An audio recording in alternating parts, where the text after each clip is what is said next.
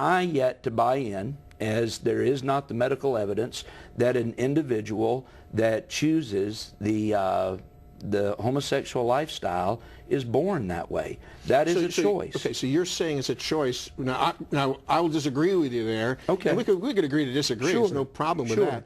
But I would disagree with you there based on experience, people I know, based on what I would consider to be the overwhelming medical opinion that I have read in national and international medical works, that people are, that is not a choice. And I would just ask you about this because I find it interesting, and maybe we could discuss it a little bit. And I don't want to get too hung up on it because there's other things I want to talk about. Sure.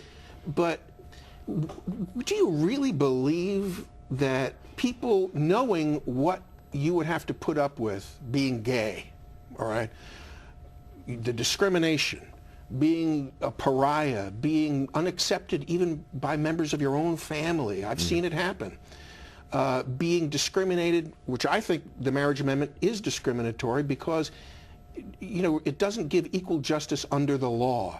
And we can talk about how that works or not, but do you think someone would really make that choice for themselves and put themselves in that box where you have such a high suicidal rate, where you have such a high degree of bullying, you know, of young folks, people who are, you know, really, I would say, live a second-class citizenry in our history up until maybe very recently? I think we've you know, sort of corrected that to some degree.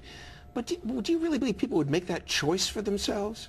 Well, in all honesty, and I think we will just have to agree to disagree on whether it's a choice. I think that the medical, it's almost, to be honest with you, the medical reports or the medical evidence that would be posted, there has been just as much that would say that it is not, that you're not born that way, that it is a choice, as much as there would be volumes that would try to make the case that you are born that way. It's kind of like if you get down to the issue of the evidence of global warming, you've got scientists on both sides. You've got the medical community on both sides.